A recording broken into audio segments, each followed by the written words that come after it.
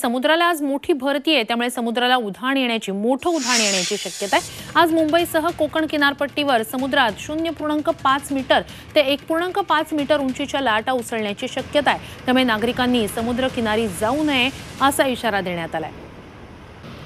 दादर चौपाटीवरून आढावा घेतलाय आमचे प्रतिनिधी मनोज कुलकर्णी यांनी।